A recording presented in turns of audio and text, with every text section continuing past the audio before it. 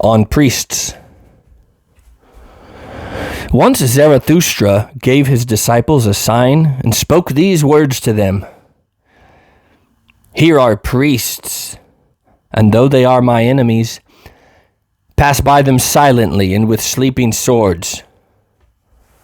Among them too there are heroes. Many of them have suffered too much. Therefore they want to make others suffer. They are evil enemies. Nothing is more vengeful than their humility, and whoever attacks them soils himself easily. Yet my blood is related to theirs, and I want to know that my blood is honored even in theirs.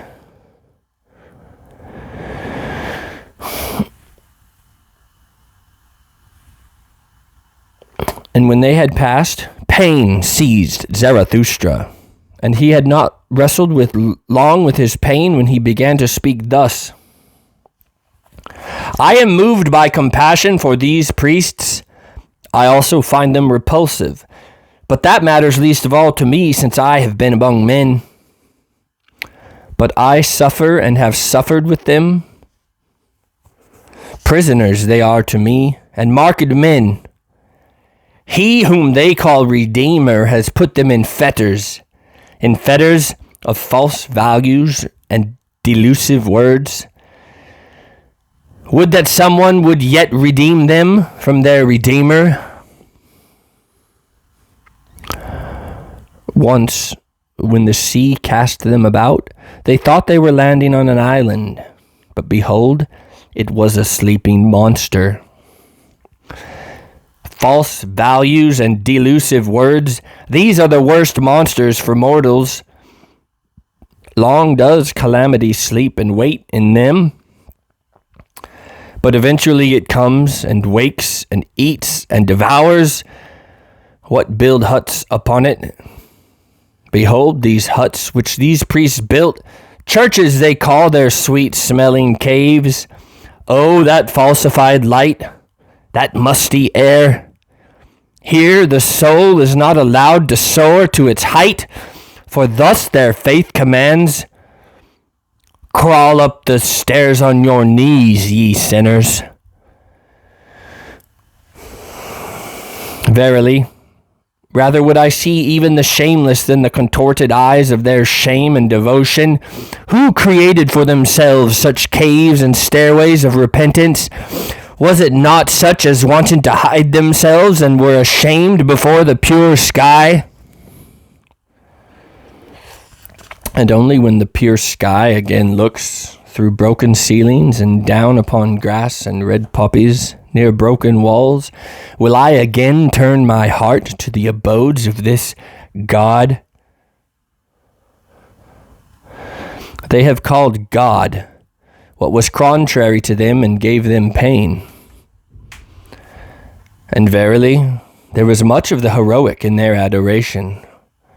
And they did not know how to love their God except by crucifying man. As corpses they meant to live. In black they decked out their corpses. Out of their speech, too, I still smell the bad odor of death chambers. And whoever lives near them lives near black ponds, out of which an ominous frog sings its song with sweet melancholy. They would have to sing better songs for me to learn to have faith in their Redeemer. And his disciples would have to look more redeemed. Naked would I see them, for only beauty should preach repentance. But who would be persuaded by this muffled melancholy? Verily, their redeemers themselves did not come out of freedom, and the seventh heaven of freedom. Verily, they themselves have never walked on the carpets of knowledge.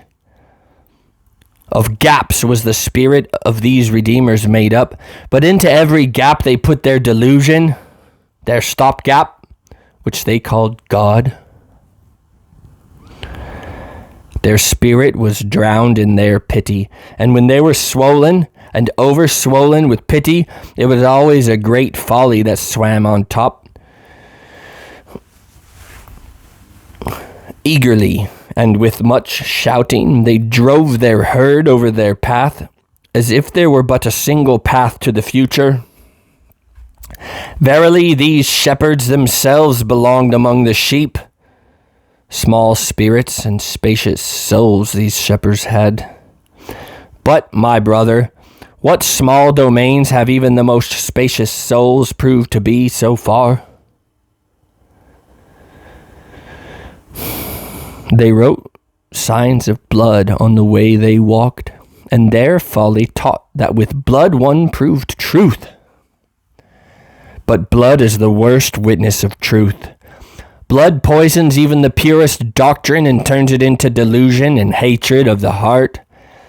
And if a man goes through fire for his doctrine, what does that prove?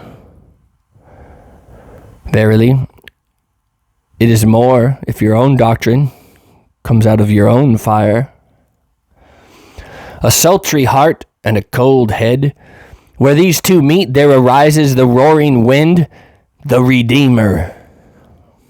There have been greater ones, verily, and more high-born than those whom the people call redeemers, those roaring winds which carry away. And you, my brothers, must be redeemed from still greater ones than all the redeemers if you would find your way to freedom. Never yet has there been an overman. Naked I saw both the greatest and the smallest man. They are still all too similar to each other. Verily, even the greatest I found all too human. Thus spoke Zarathustra,